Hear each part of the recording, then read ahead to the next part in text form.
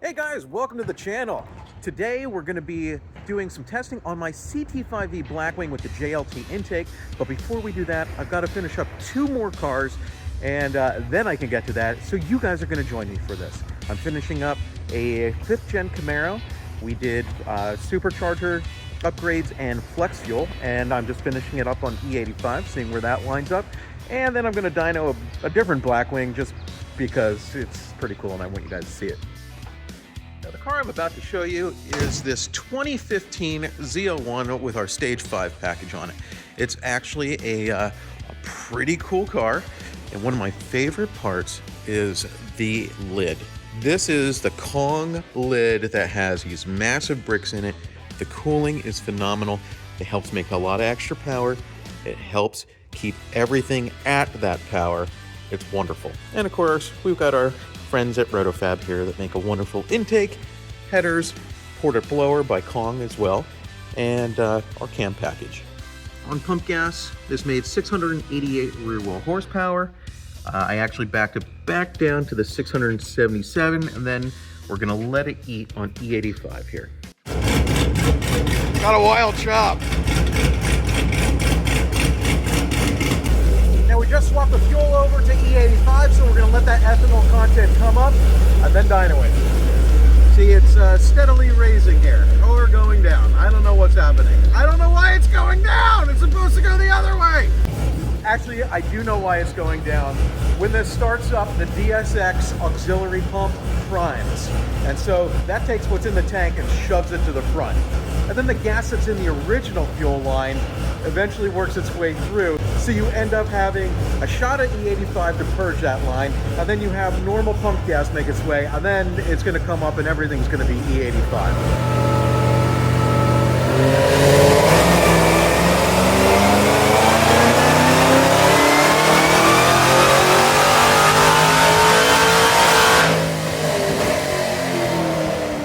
So without any extra timing, we're up from the 688, actually 677 because I'm backed it back down, to 724 rear wheel horsepower. Gained everywhere, which is normal with the E85. Now I'm gonna add the extra timing into it and see what she does.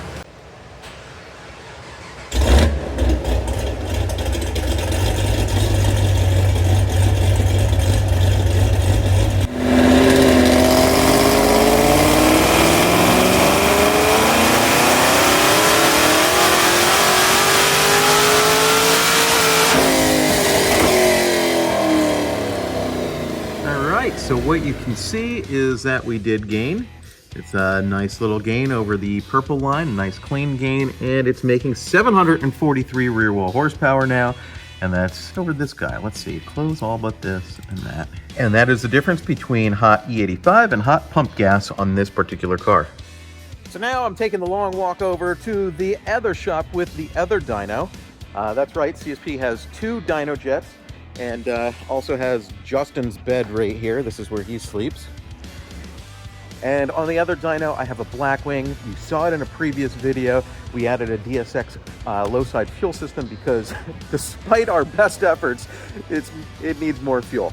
It basically made more power than we were expecting, and thus we've got to get some final dyno numbers. All right, and there's my Blackwing that we're going to install and test the JLT intake with both tubes today. The one that needs a tune and doesn't need a tune, without a tune. And over here is this beautiful 2022, I think, Blackwing that we have our stage whatever package. I don't know, everybody does stages, and I honestly don't know our own stages, but it basically has everything except for a Magnuson on it. And it went way further than I thought it was going to go. JLT intake, Kong ported blower, Nick Williams throttle body. It's got the Cook's headers, our cam and heads package, DSX fuel system. It's got a fender tank in it, like hanging out. Like you can't see the fender tank, but that's a really nice piece. And it's a very well set up machine.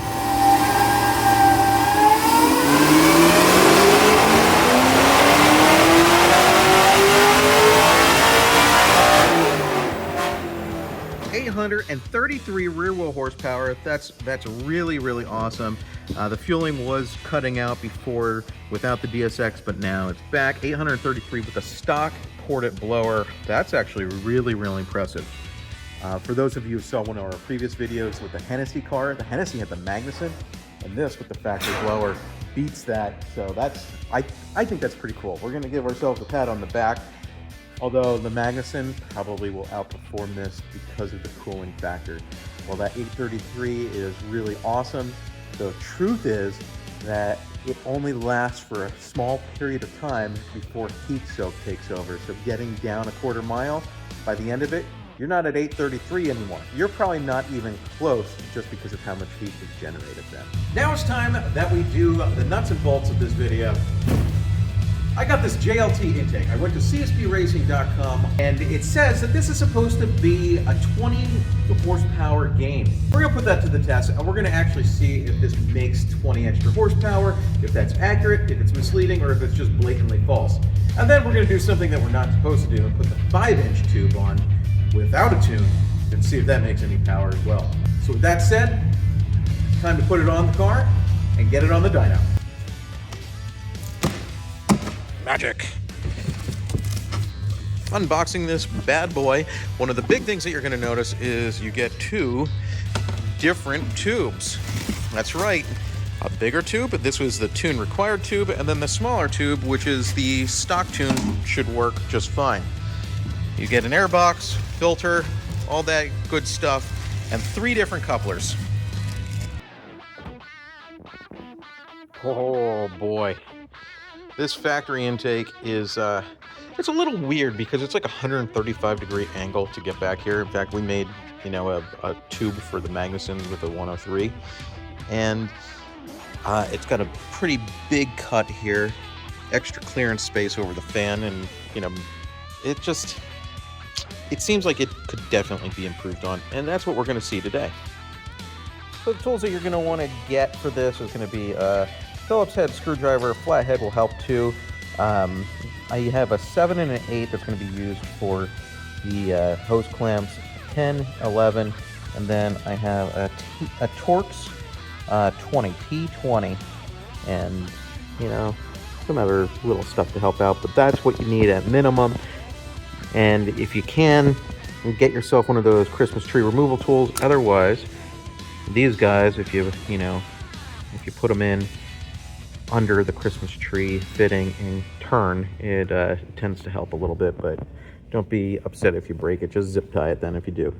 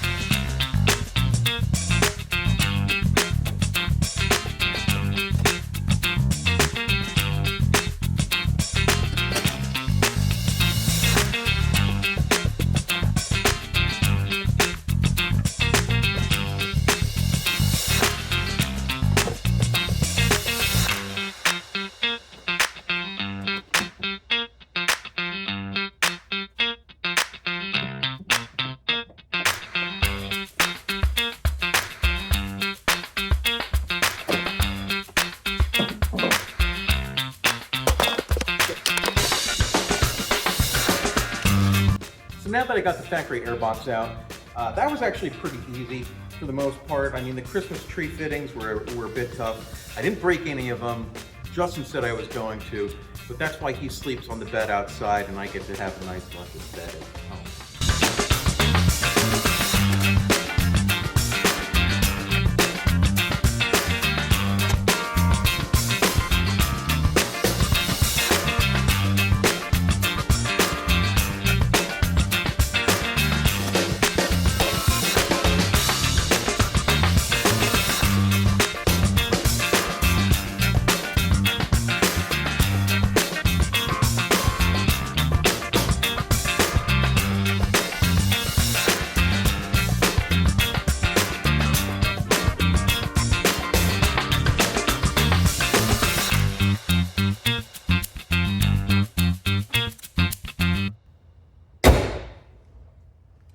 And just like that, we're ready to rock. Crap. I forgot something. Okay, now I'm done. It closes. I guess we can find out what it does now. If it's gonna throw check engine light, if I did this right or not. I'm gonna fire her up. You guys ready for this? I gotta get the key. Gotta get the key.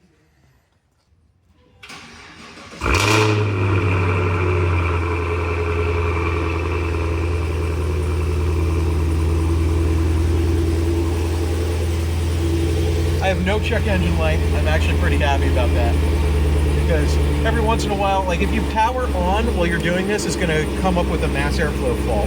And I was scared that it would like power on by itself for some reason. I don't know why. It's like, it's this weird fear that something bad's gonna happen because I didn't disconnect the battery. But I probably should have. It probably says that in the instructions that I didn't read. But here we are. Let's get her on the dyno.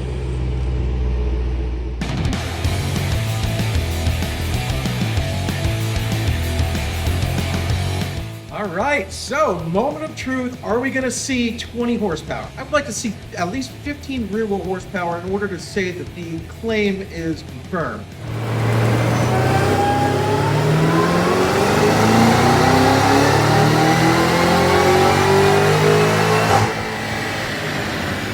Okay, numbers last time were 500. What the? Okay, this would be a legit cold pull to cold pull. I mean, minus the torque. The torque's not that high, but yeah, the top end really gained. Like you can see in here, wow. Like this is significant. I'm gonna run it again just for heat soak's sake, but I honestly was not expecting this. Right now, it looks like this is confirmed, but I want to do a couple more tests because I'm going to run this again, get a little heat in it because we saw the power even go up the last time, and then I'm going to close the hood and make sure the power stays the same because, well, that could be a factor.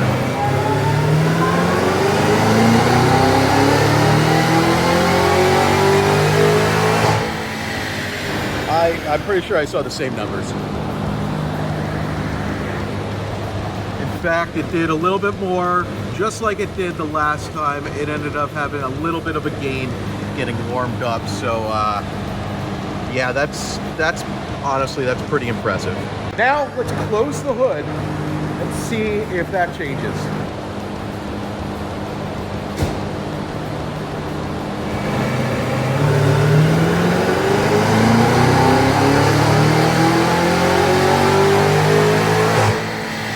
Okay, the survey says 605. It still looks to show a gain. Peak horsepower wise, it's about 11 warmed up, which is okay. There are bigger spots where it has gained more. I'm going to compare the warmed up runs versus warmed up runs. So that's the gains. That's what we're actually seeing with the hood closed in this one. All right, now it's time to answer that age-old question, does size matter? We're gonna swap on the 5-inch intake without tuning. I'm gonna evaluate that and see if it's even possible to run it like that. And well, we're gonna find out if there's any power gain if we can run it.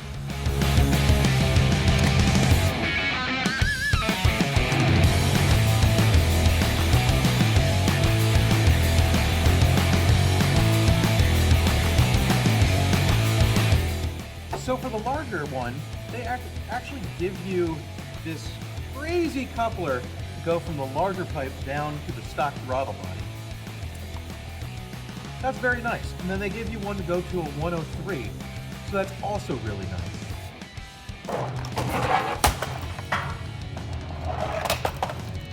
Whoops.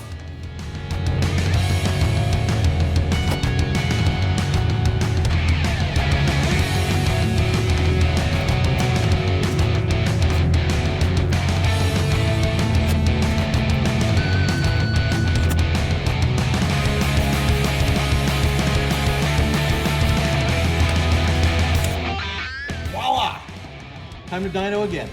so at this point, I'm ready to dyno it again. I'm gonna be using HP tuners to do some logging. It's gonna be some light logging because since this computer is not unlocked yet, I do not have access to all the parameters. But we're gonna see the data that we can and determine whether it's safe to run or not, if it can compensate or not, and if it makes more power or not. We actually have a lot of data, which is nice. I can see the fuel trims are adding quite a bit. It's not as much as I'd expect, but it is, you know, on the higher side.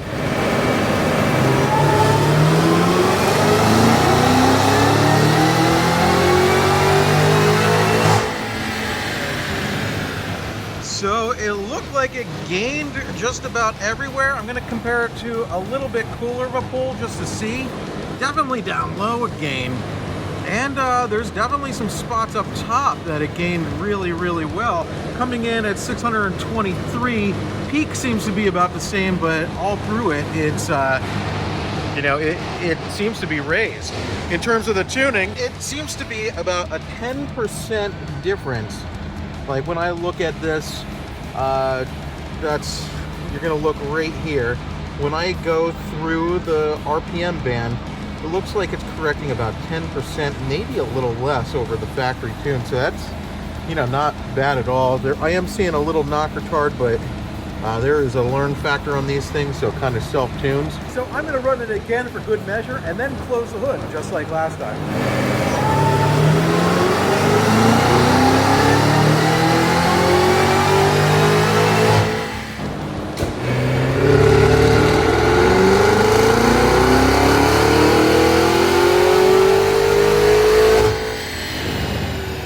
Okay, so now that I'm getting a little heat soak, I think we're seeing some lower numbers. It pulled some timing on that last one, so I don't know how legit that is.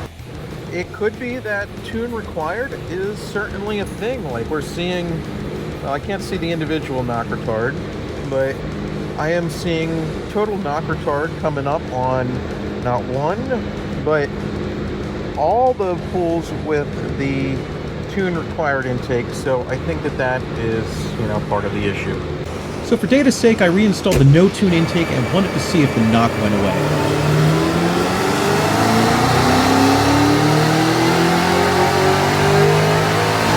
Now with the other tube on, I'm noticing that the power came back up and the knock disappeared. There was no knock on that run except for like right before at red line. You can see right here that there was no knock. So and the fuel trims were slightly on the negative side. You add these two together, but yeah, I would say stick with the smaller one if you're not making too much power. So yes, you can run the bigger intake by itself without a tune. Should you? Probably not. I don't think it's worth it. The no tune tube actually works very, very well. I don't think that there's any major difference between the two of them. And even with the hood closed, it's still showing the gains with no knock. So it's gonna keep your car much more consistent. So definitely do that. Is that a 20 horsepower gain? I'd say, if anything, it might be a little bit misleading, but it's nice to see a gain nonetheless, because we have installed intakes on many cars that claimed a lot of power and got none. So this one is one that actually performs. Thanks for watching. I'll see you guys on the next one when maybe we get this thing tuned.